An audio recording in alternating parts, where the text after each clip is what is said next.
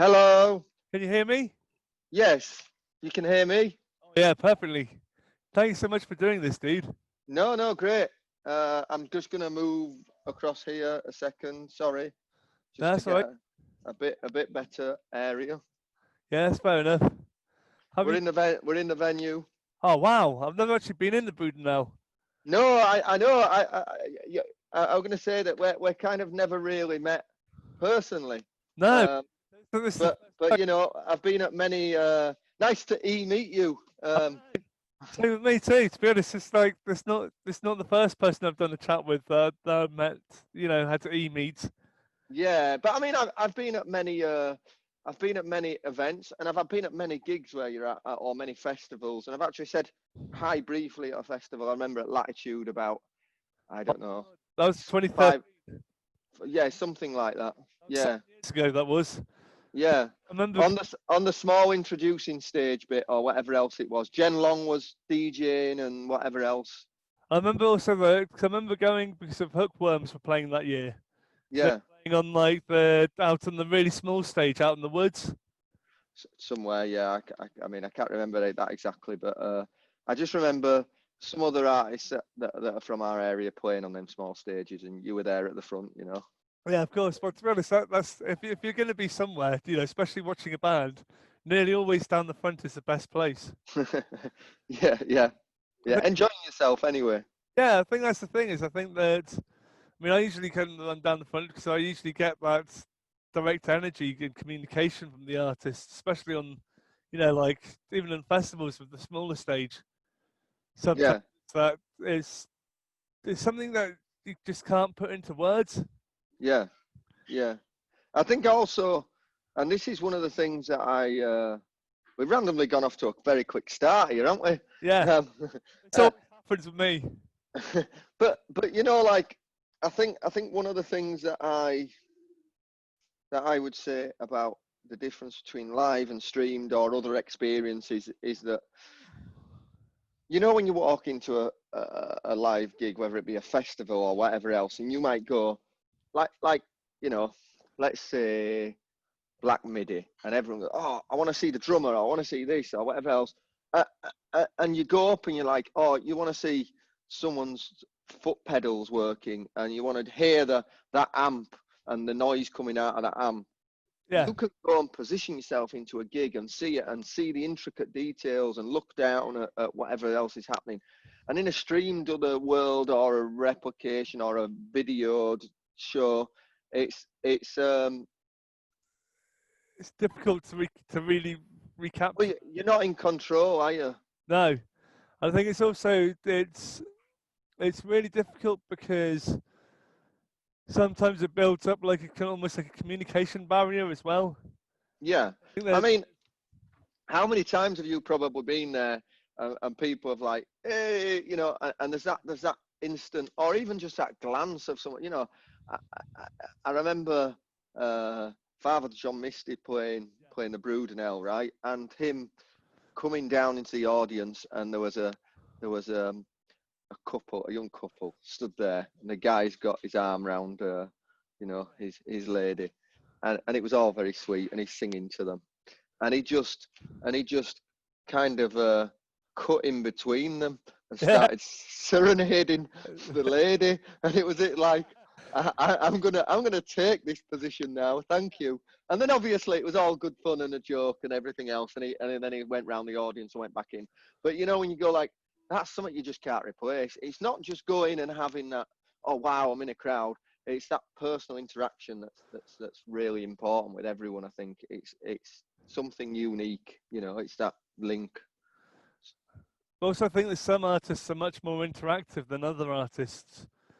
And I think that that's like what they can like almost like a persona that they can create sort of thing.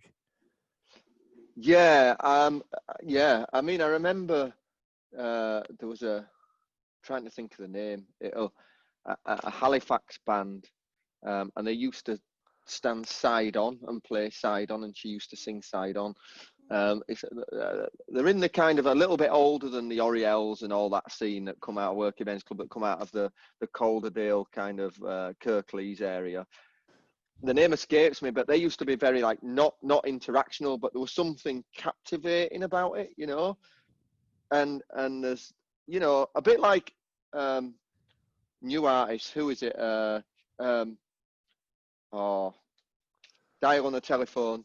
Yeah. Oh, what's it called? No. There's from London, spoken word, Dry cleaning. dry cleaning. Couldn't get the word out, mate. I was gonna say shopping, but it ain't shopping, and I knew it wasn't shopping. Yeah. But you know, like Interactive. yeah. But Both, you know where, well, you know, like dry cleaning, yeah.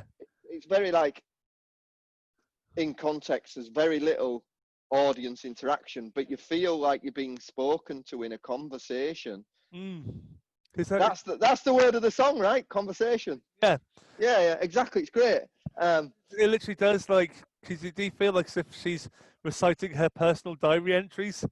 You know, Yeah, it's set to like a very like kind of rhythmical way of that she's delivering them, and it is that deliberate kind of standoffishness where she's like staring off into the distance, and she's yeah, kind of like it's that sort of thing where she is in a brilliant way. She's like kind of like staring just above everyone's head. deadpan. Yeah, Delivering it just deadpan and very like controlled, but not but also talking to individuals. And I think it's where you talk about the audience interaction and difference. It's great to see that variance, and that actually when you go into shows, you sometimes, you know, you have no idea what you're going to get, and it's the unpredictability of it all. You know, that's what you want rather than a recorded thing where a retake and you know what you're gonna. I mean, it's great. It's the next best thing to sit and listen and whatever else. But but there's nothing that can replicate that, right? you want basically you pay. The way I see it is that you're paying to go into the artist's world, and that's Yeah, like you've kind of got to be, you know, this like how I approach, because I quite often I decide on what show I'm going to as to what I'm emotionally feeling, but sometimes even that will like I need to throw myself into something a bit unpredictable, mm, like so whether it be like going to see like someone who's also who I really love is like Anna Meredith, yeah. who does like because she like blends the worlds of like classical and techno together. And then audio visual as well. You know, the visual aspects of projections and whatever else at the same But time. but because of the way that she organised the set, it's like an emotional journey. So it's like you will be like kind of taken through joy, you'll be taken through fear, you'll be taken through like euphoria, like all in a really tense like hour and 20-minute long show. But then all of a sudden she'll come and do the most ridiculous pop kind of encore. Yeah, Because I yeah, think sometimes you do need to like kind of I don't know, like kind of it's like balancing it out sort of thing. yeah. Well, also having that journey and the remembrance of what makes it, but then at the same time leaving you refreshed as well, you know, by it. And I guess that's kind of what encores are about, Yeah. but not just in that like, oh, we want to show appreciation. It's a bit like that's the segment of the set that's done. Let's just have a final party, you know. Like, and her encore was amazing. It was basically like kind of, well, they covered everything from like Daniel Bedingfield, got to get through this, into like ABBA, Last Ketchup, you know, like that really cheesy. Yeah. Uh, I tell you, I saw do that. Well, not do that, but like just in the show entirety was like Charlotte Church's Pop Dungeon. oh yeah, oh that's Wow, amazing. it's just like a full on explosion and she's just completely the most great person Oh, she's to work with. You know, absolutely wonderful. I can't say any negatives. She's played here twice. I can't say a negative word about her. She's really down to earth and inclusive. And the show was like, so much. wow, yeah. Everyone I know who came and didn't expect it was like, shit, that's amazing. You know. I've seen the Pop Dungeon 2 or 3 times, and it is just like because I saw. So I mean, like And cause I know several people who play with her in a backing band. Yeah, well, Boyazuga. Yep.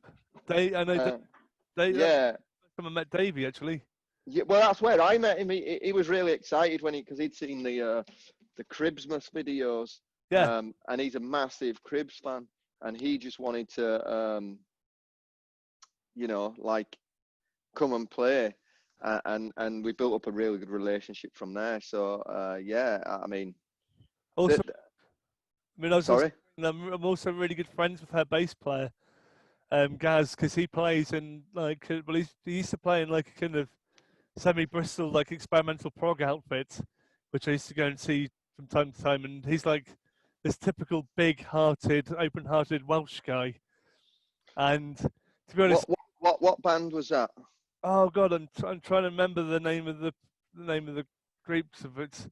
Sorry, it's a bit hot down here, so I'm like my memory's a little bit struggling for some things. No, it's red outside. That's why I'm inside. Else I'd be sat out there with you. Oh, I don't want to heat the laptop over too much. it's like it's already boiling melting point down here. I mean, I'm someone who really struggles with the heat. So if I, Apart from festivals when you're having a good time. festivals, it's well, even I struggle then. You know, so like I'll have to like kind of have mountainous bottles of water, Yeah, and like I mean, there've been times when I have almost kind of blacked out because of the heat, sort of thing, at festivals. yeah. I mean, I kind of tend to prefer like early evening sort of thing, really. So what are you listening to right now? Oh god, right now, well, I'm listening to the new Kylie single at the moment. All right. It's really good. It's really, I need to have a listen then. it's basically like as if she's all of a sudden gone like, it's very, it's like somewhere in between like St. Vincent and Dua Lipa. So she's gone back to going like go full out ridiculous like kind of disco indie pop sort of thing. Yeah. And I mean it's got her with like really flashy video. So there's like lots of spangly images, a little bit Eurythmicsy. So she's kind of gone back a little bit, a few years, 10 or 15 years or something, and just gone a bit pop and fun. Yeah. And it's like it's a really good single. I can't. I mean, like I see this as a grief hit. I was like, yep, I like this. I Yeah. you know, sometimes you go like, oh, this should be like my guilty pleasure, but no, is too good to be a guilty pleasure. I'll admit to that. You'll champion it. Yeah, but then also I've also been listening to a few bands like Ganza, the Billy No Mates album's really good. It's amazing. I mean, she played here when I did the Beekender with Jeff and everyone, and Billy, and we did the Beekender, and she played, and our engineer Trev, who's been here for many years, over the weekend was like, the one artist you need to watch out for is Billy No Mates. Yeah. I mean, I watched it and it was great, but he's like, she's the one you need to watch out for. And then the music kept coming, and the singles that she's released have just been stunning, haven't they? yeah, I mean, it's just and also she's real. Yeah, There's exactly. no like machine or carving out or kind of like bullshit in the background.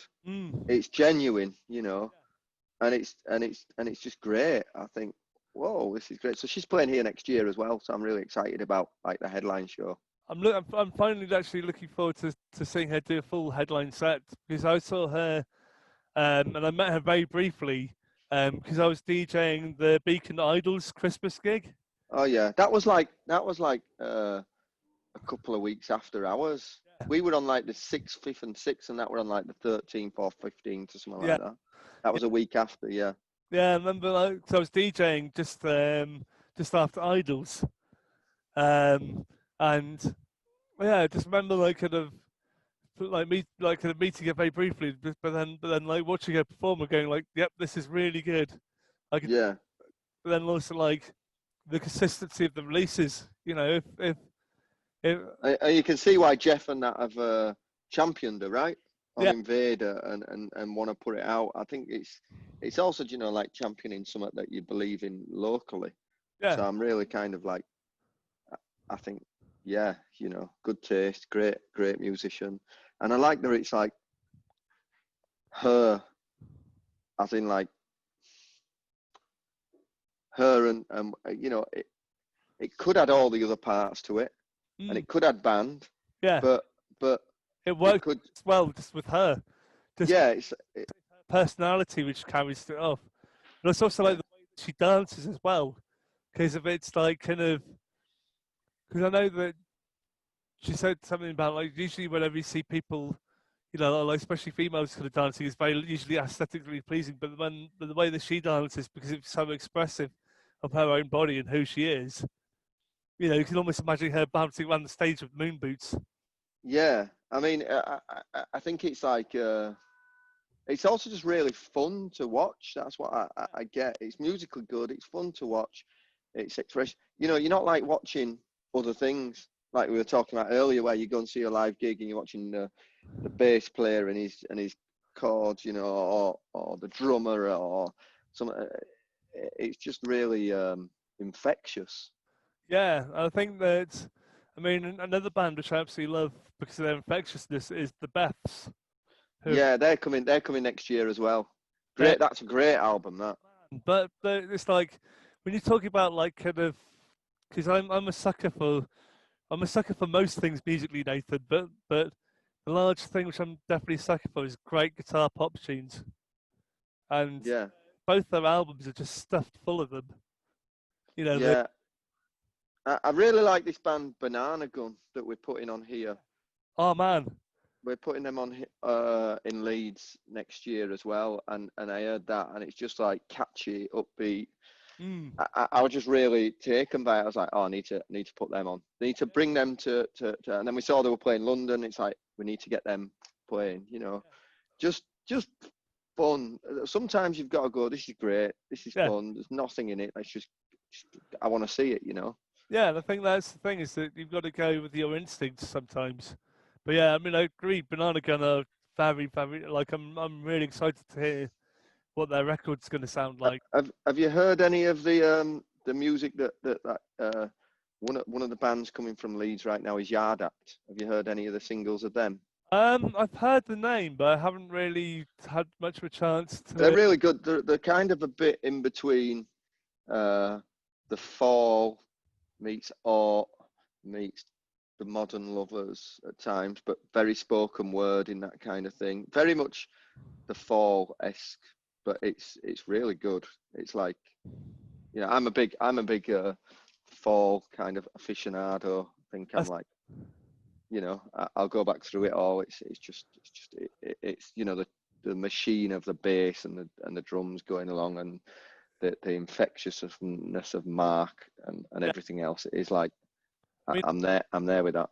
he was a lyrical genius, even if he could Oh be very difficult and what have you. But there was definitely like as if in sometimes you do have to like kind of admire someone for their art, not necessarily for. he's he's a completely unique person. I dealt with several times, Mm, and we got on, and you kind of learn, you know, and the dynamic whenever you dealt with him and Eleni that used to come when she was in band, and she used to take her shopping on stage and put it on the keyboard, you know. Uh, it was little bits like that, but you know, Mark just used to let her get on with it, and then you'd let him just wander around and do whatever. I remember being up until about 4 in the morning. I couldn't get rid of him one night out of the dressing room, and, oh, and, that's and definitely a sign of him liking you, then, isn't it? well, I think he just liked sitting there with his case of Holston Pills and the band and having a chat. And Yeah, he was talking about Homeland, how he liked watching Homeland, um, and I found it completely bizarre that, you know, Mark's talking about he was talking about the bit where I don't really watch Homeland, but I went and tried to search out a bit, and it's where the blonde actress is in the park and she's scaring around at the birds or whatever. And he was doing this impression. It'll last with me forever. But yeah, Yard Act, doing some great music that kind of has tinges of the fall. They're a new band that I would say go check out. I'm really quite excited by them. Another Leeds band, Tree Boy and Ark. Yeah, I've got their single. Well, their album is a little bit different. It's not out anywhere. It's held in the back burner, and it's absolutely sublime. It's sensational. That's an album to look forward to, and I guess that they've taken their time over it because I think it's been because I've seen them a couple of times in the past couple of years, sort of thing. But they've done a couple of releases on Speedy Wonderground and stuff like that. Yeah, and Dan Carey's produced some stuff. Well, I saw them. I would have seen them firstly opening up for a band called Moaning at Rough Trade in Bristol. Then I would have seen them also because my friend Miles, who does he runs his own promotion company. He's done like a festival event called Triptych. Right, yeah, I've seen that. It's in the Exchange and Stag and Hounds in Bristol, and yeah, I managed to make it down to Triptych last year, and despite being very completely like so dead tired because I'd been up in Sheffield for the Sheffield Doc Festival. Oh yeah. So I had a couple of short films that I made, which were being screened there. Is there any artists other than like that are coming out from your area that you'd suggest? Oh, there's fair few. I mean, there's people like, I mean, obviously Lice, who are originally from Bristol, who moved to London. Yeah. Partly because of Gareth works with Havenley, who's their bass player, so he works for the Social. Yeah. And there's stuff like Scalping. Yeah, we've been at Scalping was supposed to play with Square Pusher here. Supporting. Yeah, I mean it's like amazing gig. That's one that I'm looking forward to if and when it happens in 2021 in May, I think. Fingers crossed. Fingers crossed on that. It's going to be blinding, you know. They're phenomenal live. They're like, I mean, like having seen them a number of times, Yeah, I saw them in Brighton at the Great Escape, and it was like, this is transforming it into another world, you know, like 2 o'clock in the morning. It was at about 1:30 in the morning, dark at night, and it was crazy, you know. I think the first time I would have seen them would have been, God, must be nearly 5 or 6 years ago. Well, I mean, you're well ahead of us there. And that's partly because they're in my city, so it's like I can't really avoid them.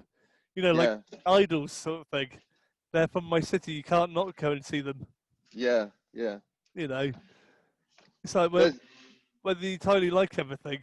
There's sometimes, I mean, there was like a kind of, I mean, I've said this in the past with a few other chats. There was about a 2-year period when I did try and avoid idols, but the biggest problem is that I'd be going to the venues. I'd turn up and I'd be looking and I'd be like, "Oh, look, who's behind the bar?" It'd be like either Joe or Dev. So I couldn't avoid them. I mean, it's hard work essentially, and it's paying off, and it's doing well, and fair play to all the rewards that they get. Hopefully, you know, and they've got a message, and it's getting out there, and it's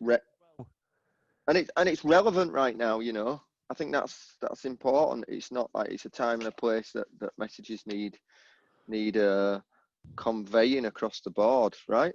Yeah, definitely. I mean, that's another, thing, which is like, I think in Bristol we've got like some really amazing, like kind of almost avant-garde jazz kind of stuff. I mean, there's my friend who set up a label called Worm Food. Yeah, I used to book shows from Lexi. I first booked Comet Is Coming from them. When that was when they were on the Mercury Prize nomination, and Shabaka and that went through before like the jazz explosion, you know. 2 or 3 years ago. But Worm Food, great. They were always a little bit like a step ahead of everyone on a lot of stuff. Yeah, you know. But no, they're Bristol. Or it's Worm Food Disco actually. It's the group which I'm talking about, who are Bristol based. Right. They're kind of like semi-party promoters. So like some of the shows they promote like semi-club nights Yeah.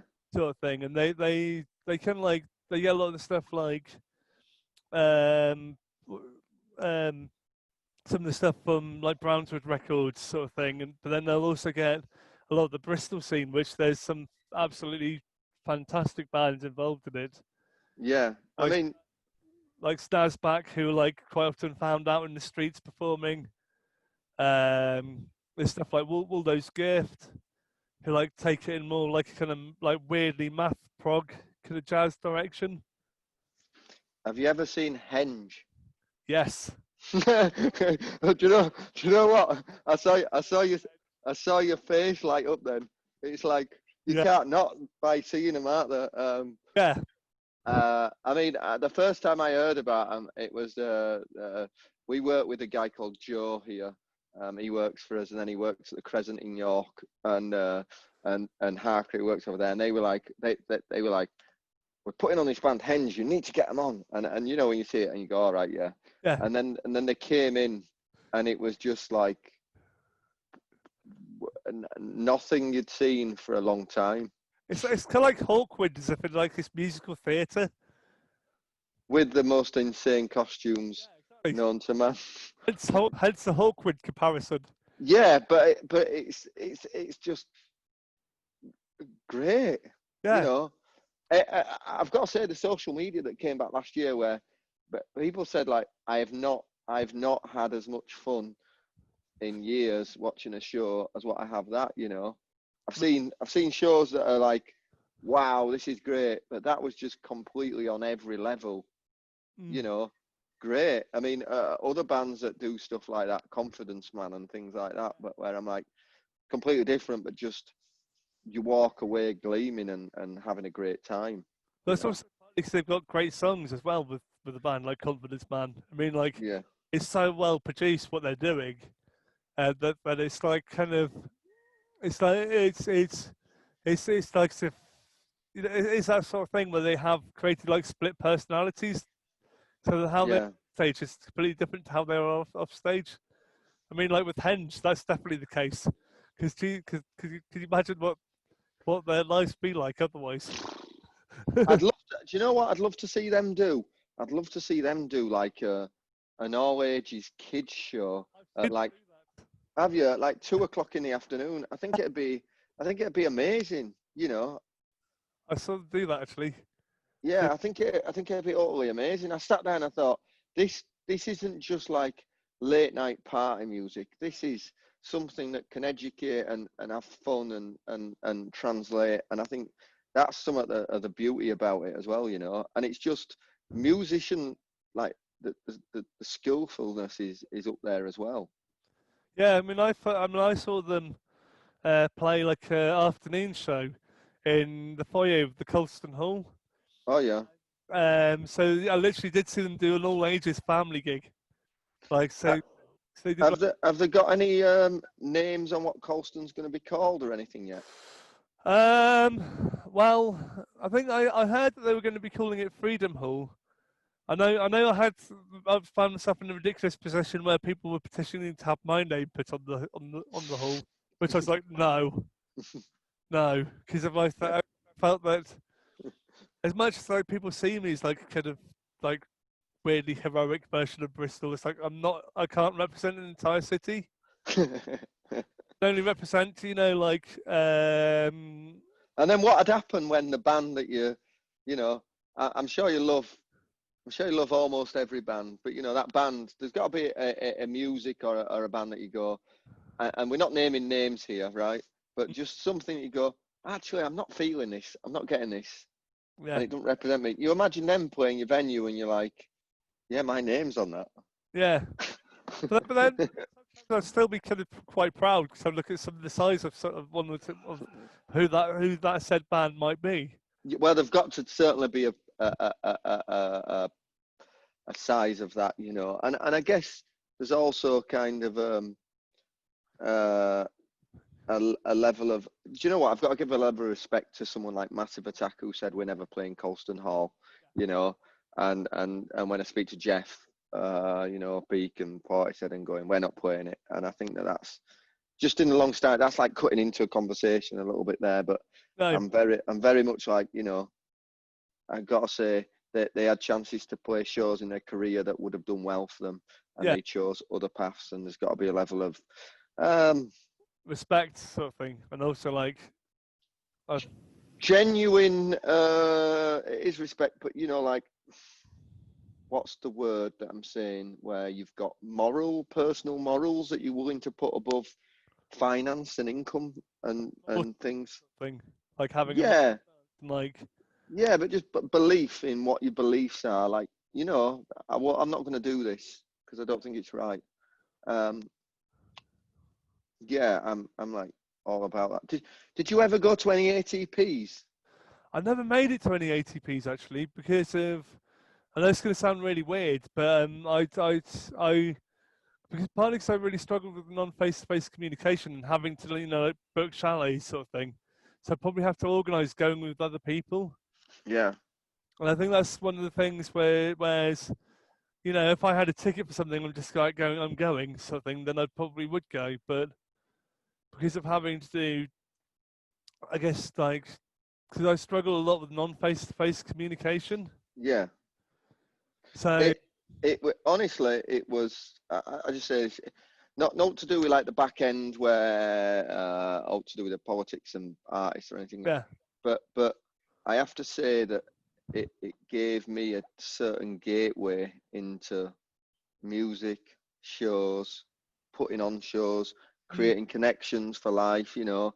yeah, And if you still speak to some of the artists that were, you know, in depth like that, if you speak to, you know, Jeff or Stuart from Mogwai, yeah, or like, you know, tour managers, Dr. Kiko, yeah, they'll just tell you like, for everything that, you know, X, Y, and Z, that there's a certain scene in the UK or around Europe or around the world that would never come back alive. You know, My Bloody Valentine would probably have never got back together and played a show if it weren't for Barry going and doing that.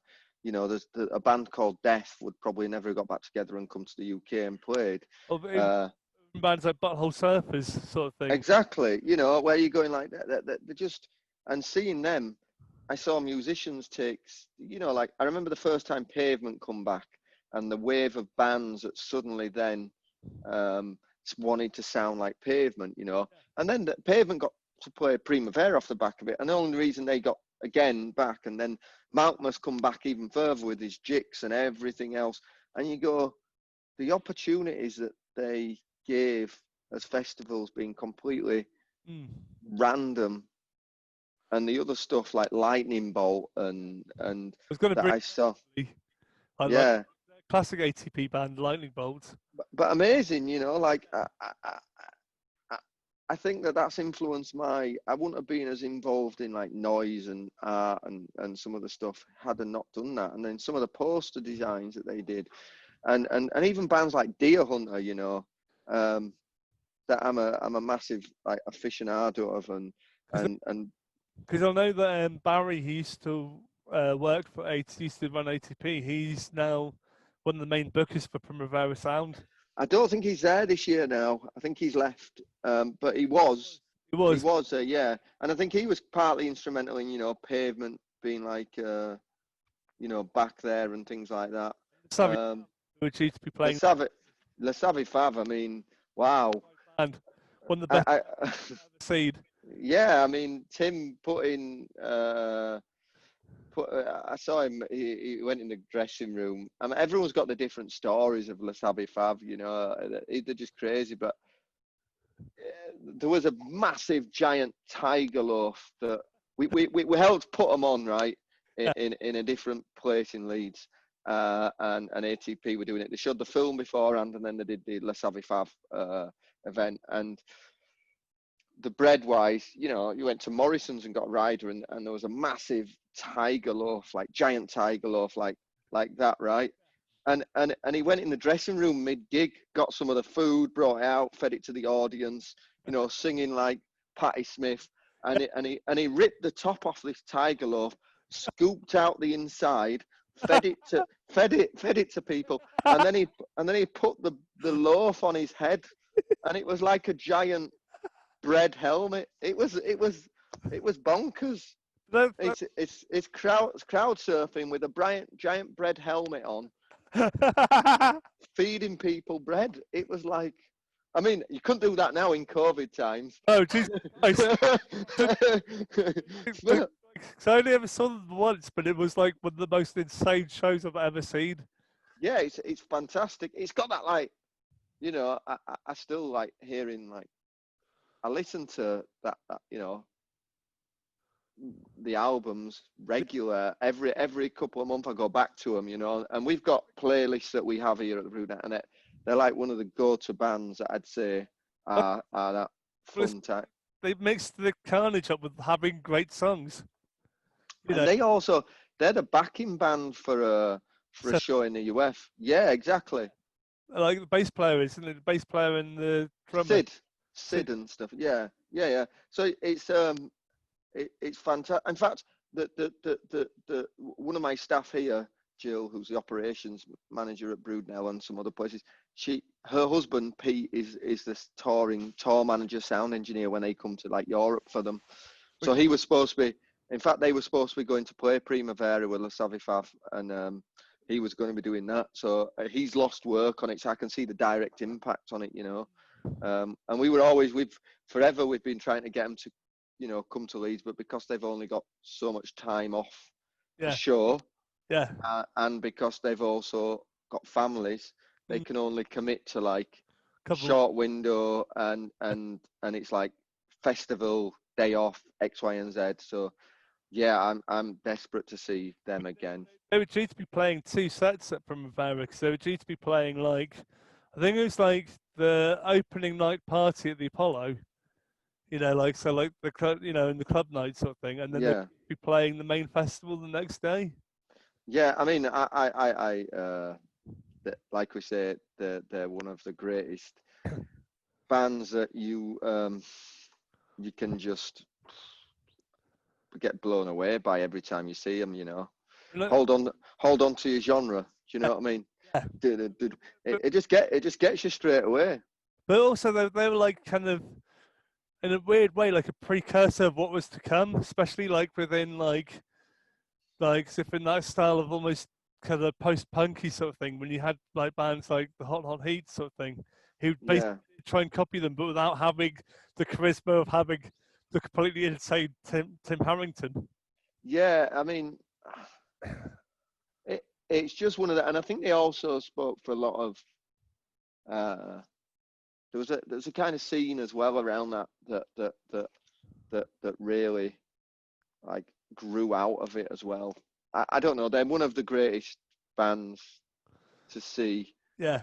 Anywhere, you know, they're just fantastic. I saw them at Primavera quite a few times. You know, like I say, if I go like festivals, I'm going to ask you, right? What's your favourite festivals? Oh God, I think Primavera, in terms of the lineup and the diversity of the lineup. You go regular? Yeah, I do go. I've been going for the past 8 years. Yeah, I missed 1 year since the start. Wow. And that was because I lost a passport and various other things, and things happen. Yeah. But you know, it's always just been like, even if the festival, if there's times where you're thinking, I don't necessarily want to watch the bands until 4 o'clock. Yeah. You can just go and hang out in the city and have some nice food, and then you'll be up until 6 o'clock when you walk out of the place, you know. But what I find happening with me is I get too overly excited. So I'll probably get back to my apartment at 6, 7 o'clock in the morning, crash out and wake up about 10, and I'll be like, right, okay, I've got to get going. So like they have the Fringe stage right in the centre of town. Yeah. And actually, that's where I've seen some of the best stuff. Has actually been, you know. Did you ever go to when they did it up on the hill in the castle area? Did you ever been to any of them? No, I haven't been. That's where it originally was before it moved down to the end of Diagonal. Um, but about 5 years ago, they used to do like an extra day on the end with some bands, Yeah, they. and before it moved into the other places, they used to hold it up there as well, and they had like Mercury Rev playing in there. It's fantastic, and it's like a walled. So up on the hill near the Olympic ground, or near the fountains, just at the top of the hill near the Olympic ground, and you walk in. It's like a little medieval square with a stage in it, and it was completely amazing. You could see where it had come from being like a 5 to 10,000 cap little festival to growing and growing and growing. Yeah, and that now it's like kind of internationally like a really renowned and established festival, which is Yeah, quite remarkable in some ways. You know, in a 20-year period, sort of thing. If you think about it, isn't that? yeah. It's one of the ones that I managed to successfully mix, like I say, the ATP style stuff with watching Pulp or Pet Shop Boys. I remember the year when Pixies, Pet Shop Boys, Pulp. Who were the other headliners that year? Was it Neil Young that year? Was that? There's so many, isn't there? That was like. I mean, like, This is when the main stage wasn't on the beach area. When the main stage was still at the top. yeah, The Pet Shop Boys there was still a fantastic, amazing gig. I yeah. remember. I remember seeing Marky Smith on that year. Maybe 2010, something like that. 11, and him stood on the stage in front of like 20,000 people singing. It was on the album, Imperial Wax Solvent, and he's singing there, going, "I'm from Bury," and he was like really angry and proud to shout, like. I'm not sure I recognised that like half these Spanish people could not understand a single word he was saying, No, but it was completely like you could see the venom in him, and the band were playing, rigid, and it was an amazing gig. Pulp were amazing that year. I remember Flaming Lips playing and catching a ball. let's face it, Pulp are always amazing. When Always. Pulp not amazing, I mean, like, because again, you've got another really charismatic lead singer in Jarvis Cocker, who's also Yeah, one of the most fascinating characters. and we've never really got to see Jarvis live yet. That would have been one of the highlights of this year too. I saw Jarvis actually End of the Road last year, and it was amazing. But Yeah. it was really funny because he did a song about fears. He's like, just before playing it, he was like, right, I'm going to come down and ask you some questions because I want to find out what your fears are. And I remember he came up to this one guy. It's like, well, and to see if we can help you cure your fears. And he's like, came up to this one guy, I think he was Dutch. And he's like, and he's like leaning over the barrier. He just goes to him like, so what's your name? What's your fears? It's like my fear is being talked to by a rock singer. And Jarvis literally had literally like Jarvis had his like kind of almost hand around this guy's head sort of thing, and it's been like kind of, well, do you think you're going to be cured now? Yeah, yeah. I saw Pulp at Leeds. It wasn't called Leeds. It was like something at Leeds. I can't remember what it's called. It's what turned out to be Leeds Festival when it was previously at Temple Newsome, and it was called. It was when it was at the park. What did they call it? They twinned it with another festival, and it used to be Reading. It was another one. Anyway, I saw Pulp headline that one year, and it absolutely bucketed it down. And Jarvis was like, "I'm on stage and covered, but I want to be with you." And he went to the side of the stage and he got all the bottles of water, and he just stood and drenched himself. And he was like, and he's like, "I'm one of the people," And then he played the gig. I Yeah, remember it absolutely bucketed it down. Mud was everywhere, but he was like, "I'm one of the people. I'm going to be with you." It just made, you go like, "Yes, that's what we want." I remember my last ever Glastonbury. I saw Pulp do a secret setup at the Garden stage, and it was great because he literally turned up with two carrier bags full of curly whirlies, so he started mobbing at the end.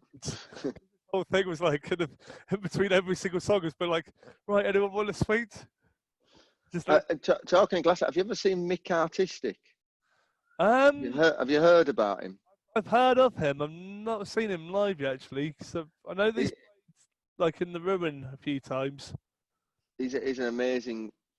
He's kind of like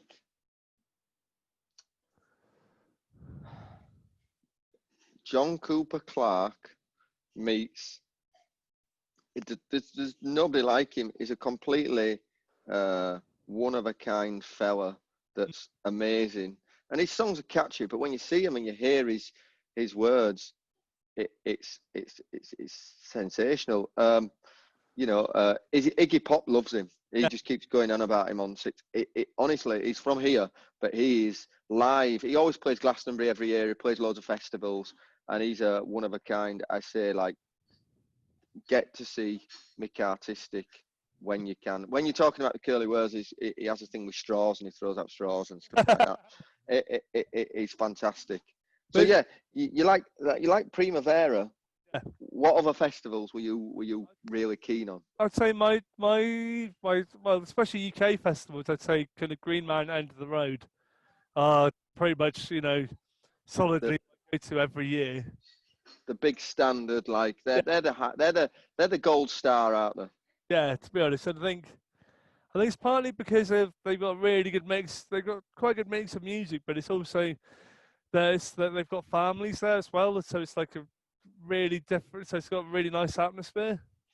Yeah. So you The, can have like the wilder kind of the punkier stuff, but then you can also have like stuff which is family friendly, and also that they can take to a certain extent they can take because of their more like kind of independent festivals. They can take a little bit more of a risk on. Yeah, so you've got Sharon Van Etten headlining the Thursday night, but then you've got War on Drugs on the Saturday, and Yeah, then you've got something completely interesting and different on another day, um, and it definitely does.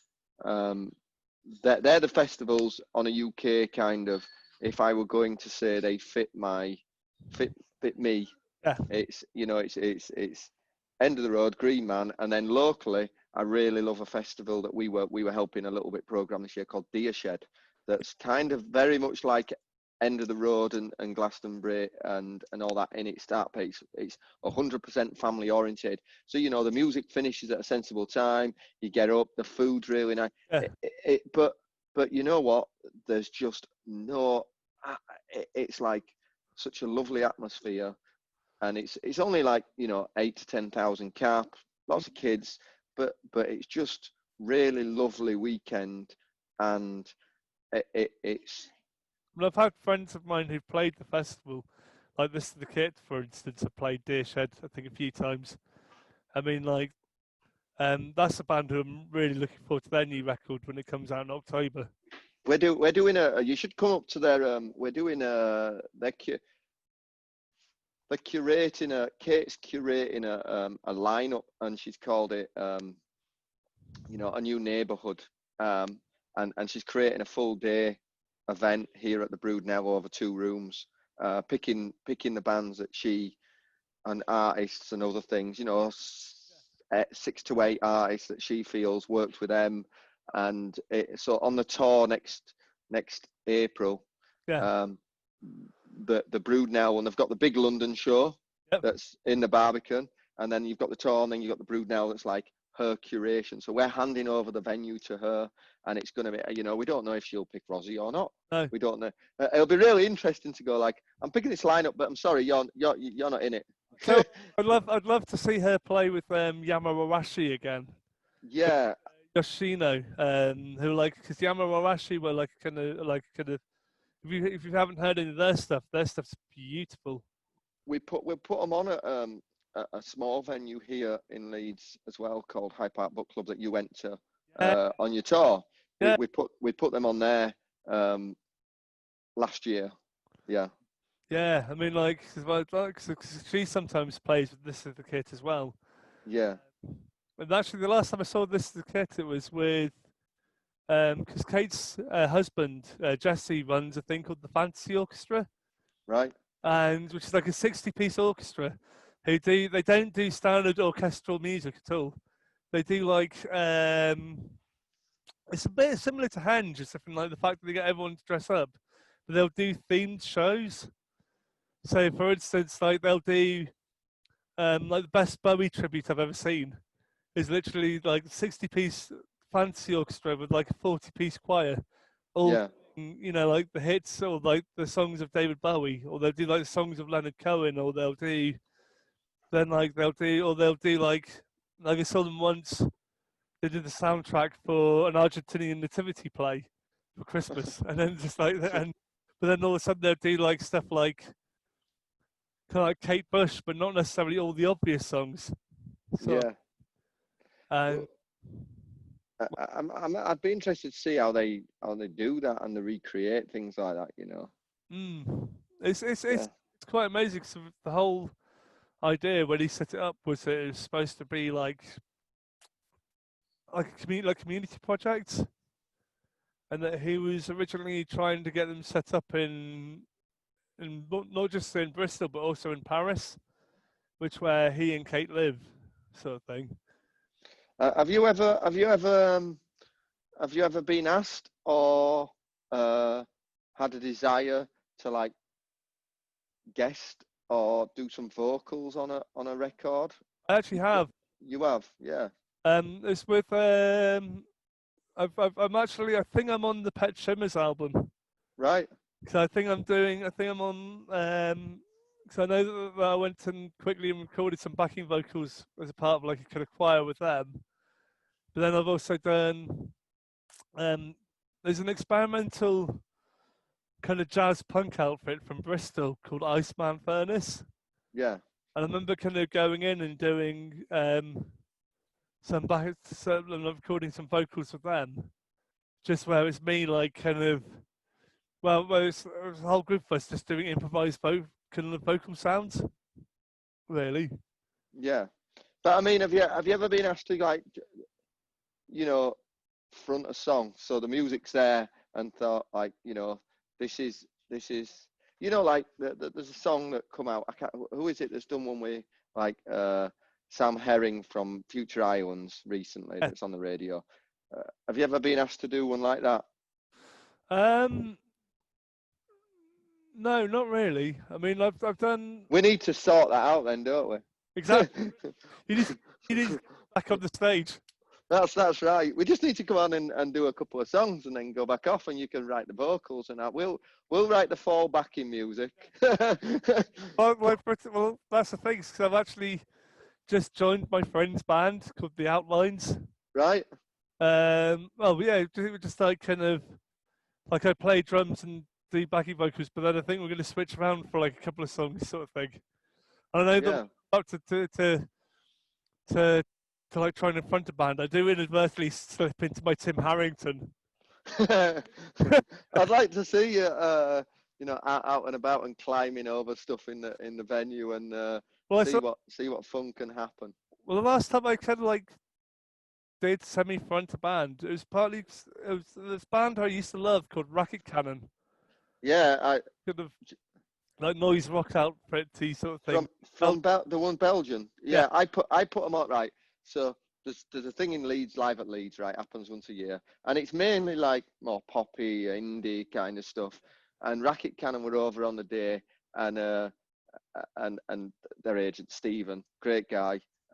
He was like, they're in Leeds on this day. Can you fit them on the bill? And we got them in, and we put them in at like 4 o'clock or 3 o'clock or something in the middle of the day. And they came on, and we just blacked out the venue, put the lights and smoke on. Yeah. And this audience were like, what? And it blew everyone away. Yeah. That astounding. So you played with them, right? Yeah, because I was a massive fan of them anyway. So I literally saw their first UK gig. Right. Played the Stag and Hounds, but I remember that they nearly didn't make the show in Bristol because of they got stuck by passport police, so they got like they had issues there.